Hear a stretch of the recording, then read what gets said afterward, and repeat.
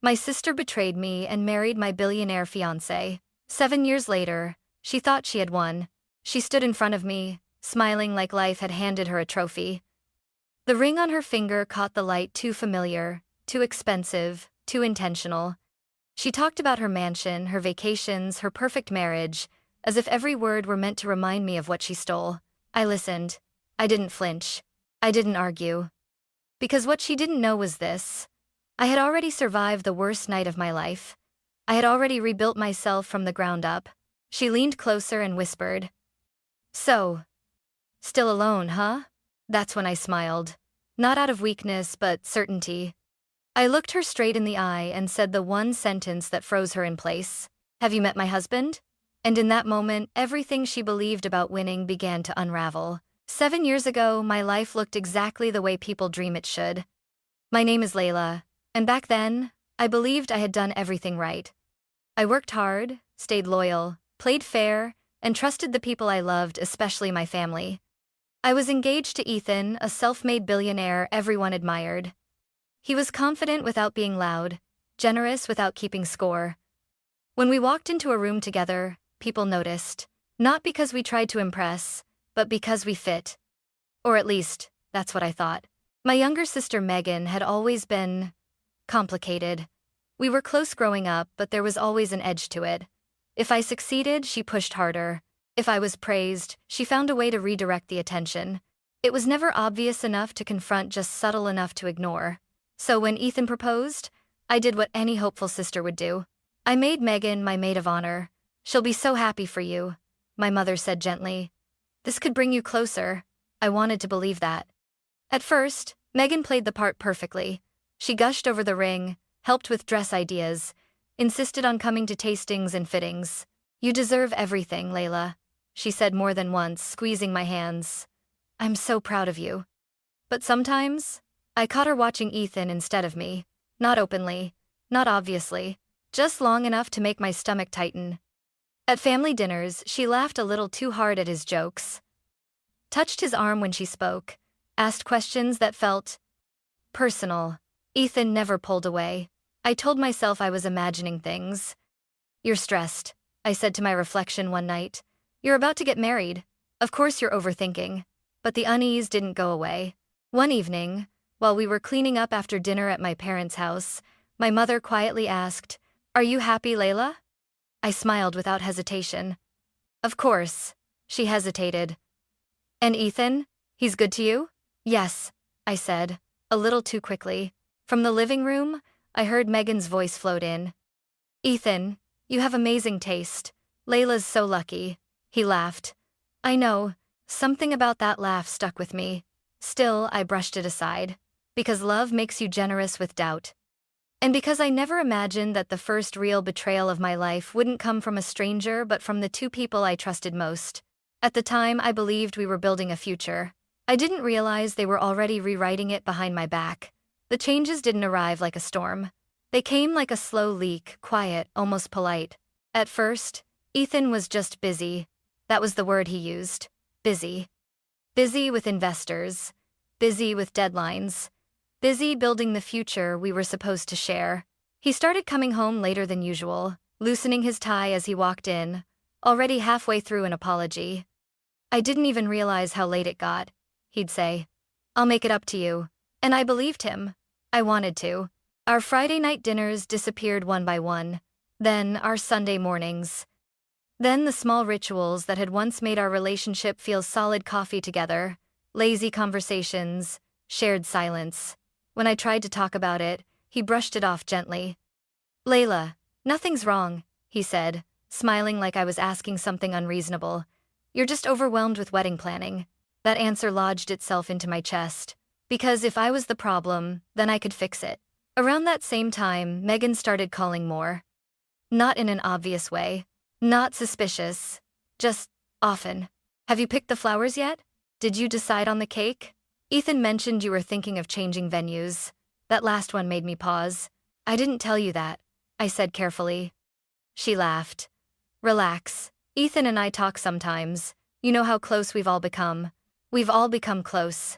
I repeated that sentence to myself later, standing alone in the kitchen, trying to understand why it made my stomach tighten. Then came the perfume. I noticed it one evening while folding Ethan's jacket. I lifted it absent-mindedly, then froze. The scent was strong, sweet, floral, unfamiliar. Not mine. I stood there longer than necessary, breathing it in like it might explain itself.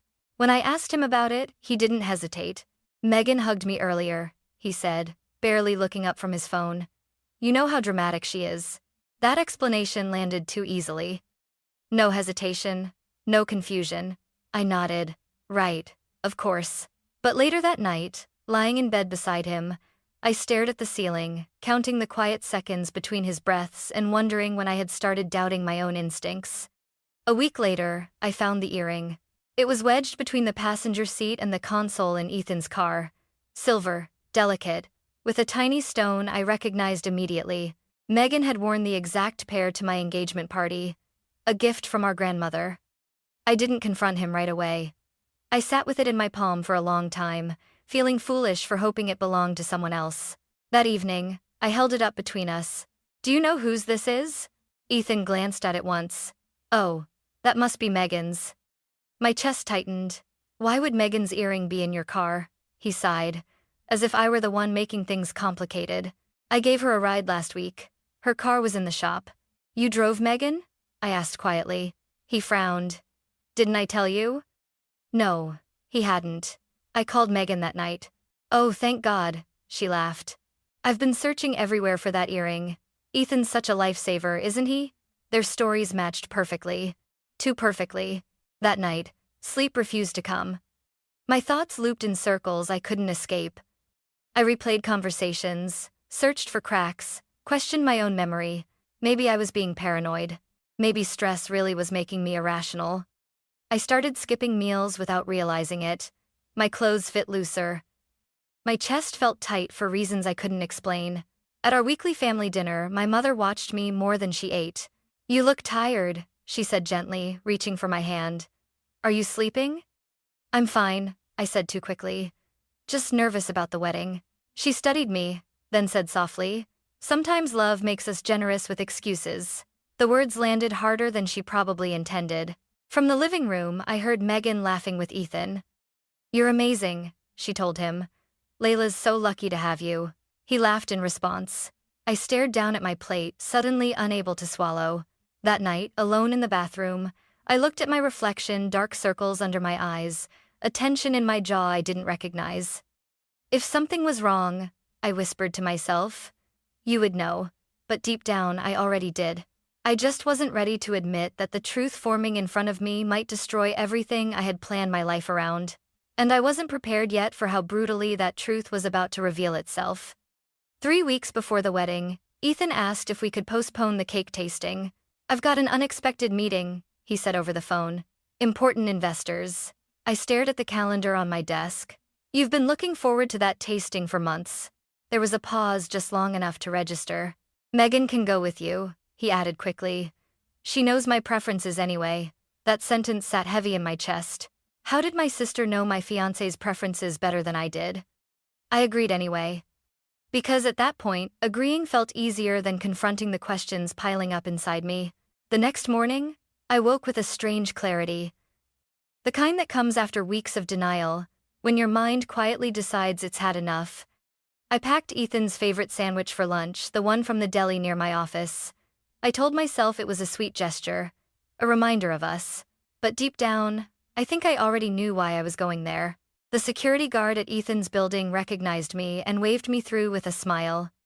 "Good afternoon, Miss Carter." I nodded back, my heart pounding as the elevator climbed.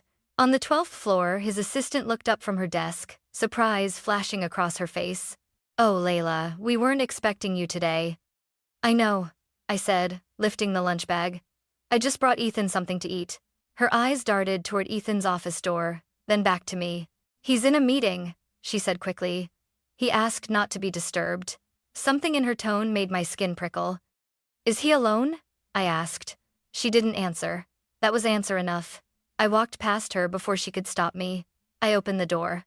And for a split second, my brain refused to process what my eyes were seeing. Ethan was standing too close to Megan. Her hands were on his chest. His head was bent toward hers in a way that was unmistakably intimate. They didn't notice me at first. That was the worst part. The familiarity in their posture, the ease, the comfort told a story longer than any explanation ever could. When the door clicked shut behind me, they froze. Megan turned first. Her expression didn't show guilt. It showed annoyance. "Well," she said calmly, straightening her skirt, "I guess this was going to happen sooner or later." Ethan stepped back like he was distancing himself from a bad business deal. "Layla," he said quickly, "this isn't what it looks like." I laughed once. A short, broken sound that didn't feel like it came from me. "Then explain it," I said. Slowly. Megan crossed her arms. "There's no point pretending," she said. "We didn't plan this. It just happened." "How long?" I asked, my voice steady in a way that surprised me. Ethan looked at Megan. She lifted her chin. "Since the engagement party," she said. "So, what, 5 months? 5 months. While I was picking out invitations. While I was meeting vendors. While I was planning a life with a man who had already chosen someone else. You stood beside me," I said, looking at her. "You held my hand while I tried on dresses." She shrugged. "I didn't want to hurt you." I turned to Ethan. "You let me plan a wedding," I said quietly. "Why?" He sighed, rubbing his temples like I was exhausting him. "I was going to tell you," he said. "I just needed the right moment." "The right moment for what?" I asked. "After the wedding? After the honeymoon?" He didn't answer. The silence screamed louder than any confession. I felt something inside me detach like a cord snapping clean through. "I trusted you," I said. "Both of you." Megan rolled her eyes. "Don't be dramatic, Layla. Things change. People choose differently." I stared at her, seeing her clearly for the first time. "This wasn't fate," I said. "It was a series of choices. Every lie, every secret call, every time you looked me in the eye." Ethan pressed a button on his desk. "Please escort Layla out," he said into the intercom. "She's upset." That was it. That was the moment I understood how completely disposable I had become to him. "I'll leave on my own," I said, turning toward the door. "You deserve each other." In the elevator, my legs finally gave out. I leaned against the wall as the doors slid shut, my breath coming in shallow bursts. By the time I reached my car, I could barely see through the tears. I don't remember the drive home. I remember sitting on my bathroom floor, phone pressed to my ear, trying to speak through sobs that wouldn't let me form words. My parents arrived within the hour. My mother held me while I told them everything. My father paced the room, his jaw clenched so tight I thought it might break. "I trusted him," he said over and over. "I trusted him with my daughter." The days that followed blurred together. Vendors were called, deposits lost, dreams dismantled one phone call at a time. When I returned the engagement ring to Ethan's building, I left it with the doorman. I couldn't bear the thought of seeing him again. Megan had already moved in. Her clothes were in the closet that used to hold mine. Family photos were rearranged, my place quietly erased. That was when the truth finally settled into my bones. The betrayal hadn't ended with the affair. It had simply revealed how long I had been standing alone. And as painful as it was, that moment standing in Ethan's office, watching my future dissolve, was also the last moment I would ever beg to be chosen. Because from that point on, I knew one thing with absolute certainty. I would never let someone else decide my worth again. The wedding date came and went quietly. No white dress. No vows. No future waiting at the end of the aisle. Just silence. At first, I thought the pain would come in waves, rise, crash, retreat. But it didn't. It settled in me instead, heavy and constant, like gravity had doubled overnight. I went to work every day and stared at my screen without understanding what I was reading. Emails blurred together. Meetings ended without me remembering a single word that had been said. At night, sleep refused to come. When it did, it brought dreams I couldn't escape, rooms full of people smiling at me while everything I loved quietly disappeared behind their backs. Megan didn't reach out. Ethan didn't apologize. They didn't need to. Within weeks, the truth began circulating through our social circle. Some people sent messages filled with sympathy. Others avoided me entirely, as if betrayal were contagious. At a family dinner I barely survived, Megan finally spoke. "He chose me," she said calmly, slicing her food like the conversation was an inconvenience. "You can't blame me for that." My father pushed his chair back so hard it scraped the floor. Enough, my mother said sharply, her voice shaking. This is not how we talk to each other. Megan looked at me, eyes cold. You always had everything first, Layla. The grades, the praise, the life. I just took what I wanted. I stood up, my hands trembling. He wasn't something to take, I said quietly. He was someone I trusted. She shrugged. And now he trusts me. That was the night I stopped attending family gatherings when Megan was present. My mother tried to hold us together. She called me daily, reminding me to eat, to sleep, to breathe. Give it time, she said. You don't have to forgive, just survive. But surviving felt harder every day. I started therapy at her insistence. The therapist called it emotional trauma from prolonged betrayal. She said my body was reacting as if it had been under threat for months. You didn't just lose a fiancé, she told me gently. You lost your sense of safety. That sentence cracked something open inside me. Because it was true. Home didn't feel safe anymore. Family didn't feel safe. Even my own thoughts felt unreliable. Then came the meeting that changed everything. My supervisor closed the door gently and said, Layla, you're one of our strongest people. But right now, you're not okay. I nodded, tears burning behind my eyes. There's an opening in our Chicago office, she continued. It's a step up. New environment, new start. The word start echoed. That night, I sat alone in my apartment, surrounded by boxes of wedding decorations I hadn't had the strength to throw away. I picked up one of the invitations, my name printed neatly beside Ethan's. I tore it in half, then into quarters, then into pieces so small I couldn't read it anymore. The decision felt sudden, but it wasn't. I packed in silence. I donated the dress. I boxed the photos. I deleted messages I'd reread too many times, searching for meanings that were never there. On my last night in the city, my mother came over and sat on the floor with me among half-packed boxes. Running away isn't healing, she said softly. I know, I replied, but staying here is breaking me. She pulled me into her arms, and for the first time since everything fell apart, I let myself cry without restraint. Go, she whispered. Build a life that doesn't hurt. I blocked Megan that night. I blocked Ethan too, not out of anger but necessity. When the plane lifted off the runway the next morning, I watched the city shrink beneath me. I didn't feel relief yet, just exhaustion, but somewhere between the clouds, a quiet thought surfaced. For the first time since the betrayal, no one knew me as the woman who was left. I was just Layla, and I didn't know it then, but leaving wasn't the end of my life. It was the moment I stopped letting betrayal define it. Chicago didn't welcome me with warmth. It greeted me with wind that cut through my coat and streets that didn't recognize my face. And somehow, that anonymity felt like mercy. I rented a small apartment near the river, bare walls, borrowed furniture, silence so deep it almost rang in my ears. At night, I ate takeout straight from the container and listened to the hum of traffic below, reminding myself that I had chosen this. Work became my anchor. I arrived early, stayed late, volunteered for projects no one else wanted. Not because I was ambitious, but because focus kept my mind from drifting back to everything I'd lost. Slowly, people began to notice. You're relentless, one colleague said after a long meeting. In a good way. I smiled. Relentless felt better than broken. Outside of work, I kept my world small. Therapy once a week, long walks by the river, phone calls with my mother, careful and controlled, always avoiding Megan's name. Then came the conference in San Francisco. I almost declined the assignment. Crowded rooms still made my chest tighten, but my supervisor insisted. You're ready, she said. Trust yourself. That's where I met Daniel Foster. He sat beside me at a business dinner, quietly attentive, listening more than he spoke. When he did speak, it wasn't to impress, just to understand. You see patterns most people miss, he said after I explained a campaign strategy. That's rare.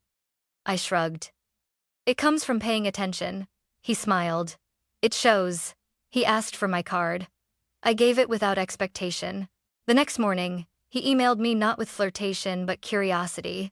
Would you like to continue our conversation over coffee? We kept it professional at first. Emails turned into meetings, meetings into lunches. He never crossed a line, never rushed. That's what made him feel safe.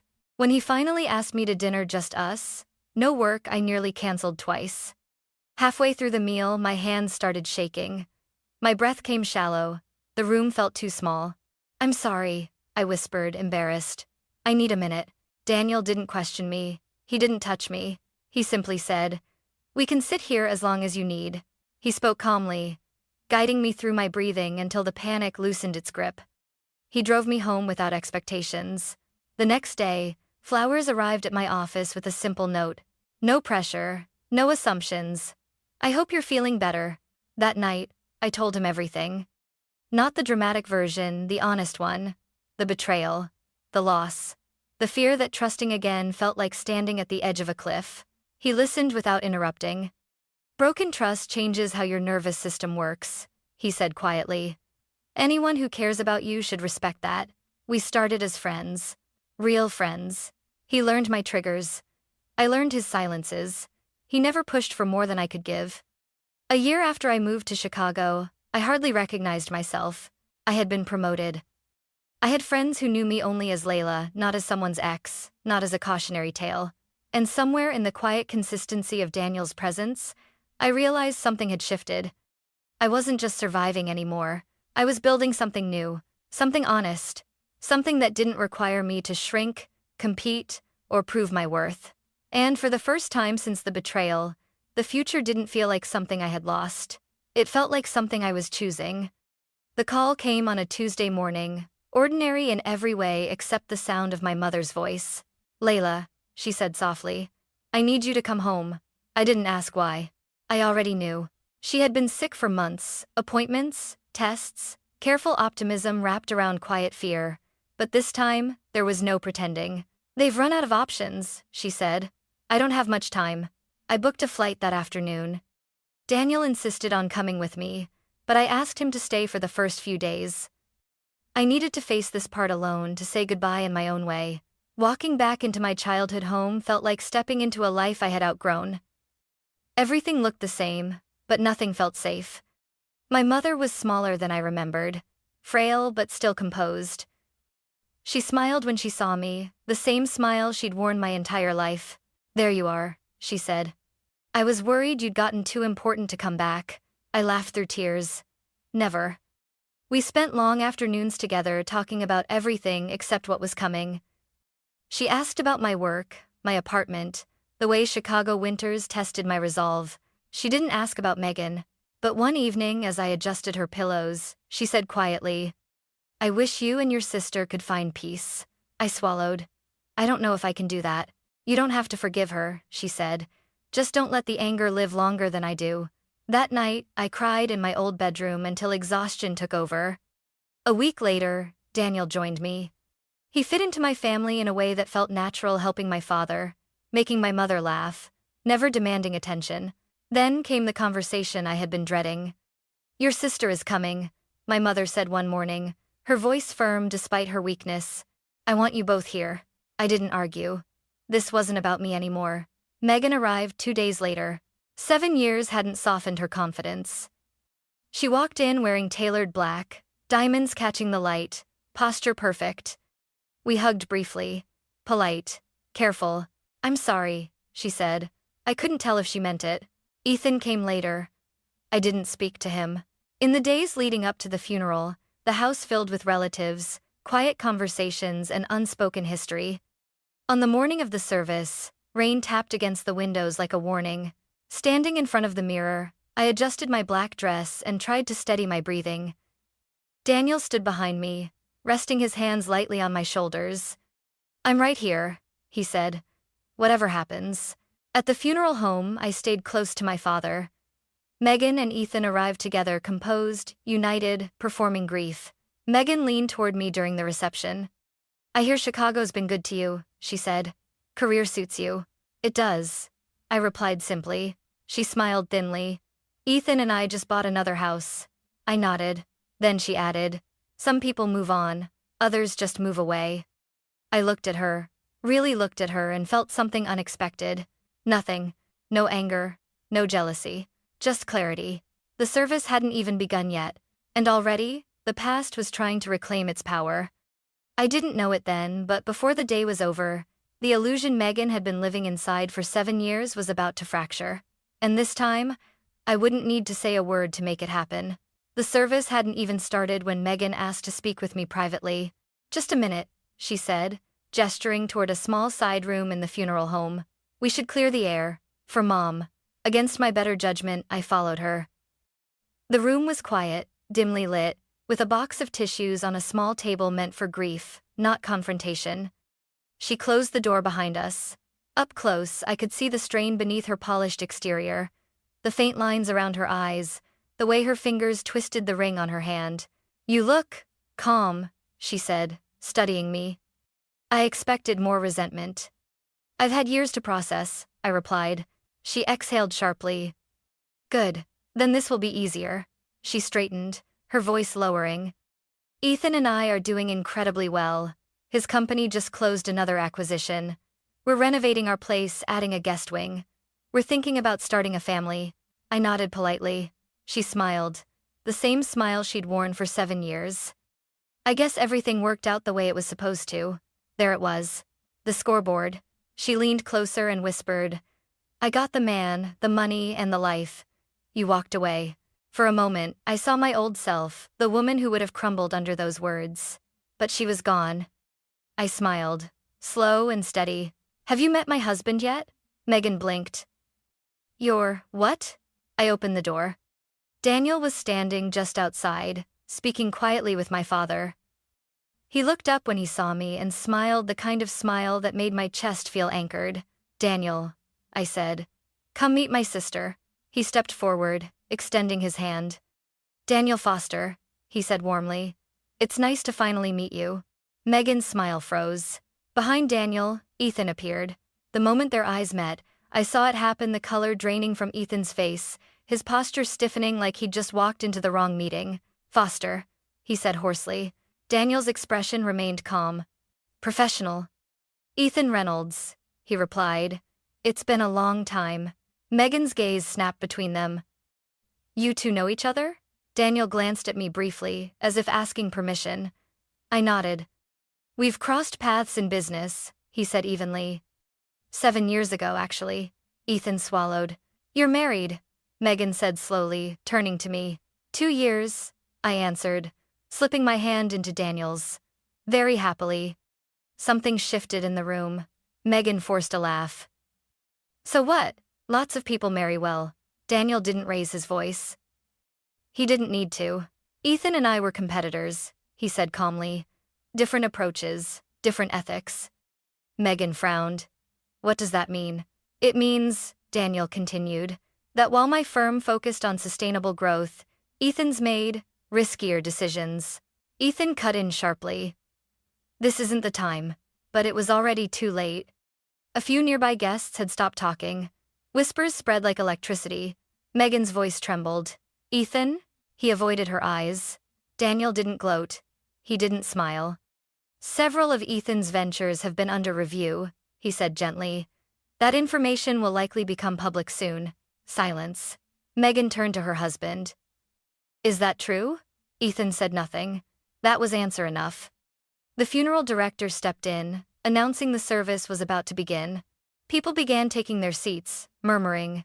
As we walked back into the main room, Megan lagged behind, her grip on Ethan's arm tightening, not possessive now, but desperate. During the service, my father suddenly clutched his chest, his face tightening with pain.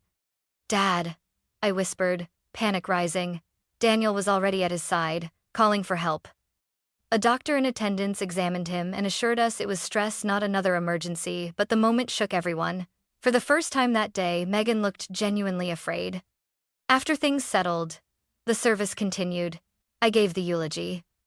I spoke about my mother's strength, her kindness, her belief that love should protect, not compete. When Megan stood to speak after me, her voice faltered. She stopped, hands shaking. Without thinking, I stepped beside her and placed a hand on her back. "It's okay," I whispered. "Take your time." She looked at me then, not with rivalry, not with triumph, but something closer to grief. Later, at the reception, I noticed Ethan standing alone, staring at his phone, avoiding conversations. Megan sat beside my father, quiet, her earlier confidence gone. As guests began to leave, she approached me once more. "You planned this," she said weakly. I shook my head. No. I just lived my life. She looked at Daniel, then back at me. You really are happy, she said. Yes, I replied. I am. That was the moment she understood. She hadn't lost because Daniel was successful. She hadn't lost because Ethan was failing. She had lost because she built her life on taking, while I rebuilt mine on becoming. And no amount of money could change that. The house felt different the morning after the funeral. Quieter, heavier, like it was finally exhaling after holding too much for too long. Daniel left early for a meeting back in Chicago, kissing my forehead before he went. I'll give you space, he said. Call if you need me. I watched his car disappear down the street and felt something settle inside me. Not loneliness, but trust. The kind that doesn't demand constant reassurance. Later that afternoon, I found my father sitting in the garden, staring at my mother's roses. He didn't speak when I sat beside him. We didn't need words. She always believed you'd be okay, he said eventually, even when everything fell apart. I wasn't okay for a long time, I admitted. He nodded. But you are now. That evening, as I was sorting through my mother's belongings, I found her journal tucked into the nightstand. I hadn't known she kept one. Most of the entries were about small things, recipes, family moments, worries she never voiced aloud. But the last pages were about Megan and me. My greatest fear is leaving this world with my daughters still divided, she had written. I pray they learn that love isn't a competition. I was wiping tears from the page when the doorbell rang. It was Megan. She stood on the porch alone. No diamonds, no confidence, just my sister, stripped of her armor. Can I come in? She asked quietly. We sat at the kitchen table in silence for a long time. Then she spoke. I read Mom's journal, she said. She knew. About everything. I nodded. She always did. Megan's voice cracked. I thought winning would make me feel secure. Instead, I've been living in fear. She told me things she'd never admitted before about Ethan's control, the debt hidden behind their lifestyle, the pressure to maintain appearances at any cost. I'm leaving him, she said. I've already spoken to a lawyer. I didn't feel satisfaction. I didn't feel triumph. I felt sadness. Not just for her, but for the years we lost trying to outdo each other instead of standing together. I don't expect forgiveness, Megan said quickly. I just needed you to know the truth. I believe you, I said. But healing doesn't happen overnight. She nodded, tears slipping down her face. I know. When she left, I didn't feel closure, but I felt something close to peace. Back in Chicago, life resumed its quiet rhythm. Daniel and I settled back into our routines, work, dinners, shared laughter. Months later, I found out I was pregnant. I sat on the bathroom floor, hands shaking, laughing and crying at the same time. Daniel held me and whispered, "We'll do this right." Megan and I stayed in cautious contact. She rebuilt her life modestly, honestly. We weren't close, but we weren't enemies either. And that was enough. Now, when I look back, I understand something I couldn't see before. Losing my fiancé felt like the end of my world. But it was actually the end of a version of myself that tolerated less than she deserved. My sister didn't take my life from me. She revealed who didn't belong in it. The real victory wasn't marrying well. It wasn't financial success. It wasn't even being proven right. It was learning that my worth was never something anyone else could steal. And if there's one thing my story taught me, it's this. People who build their lives on betrayal may look like they're winning, but time has a way of exposing weak foundations. I didn't win by taking anything back. I won by walking away and building something better.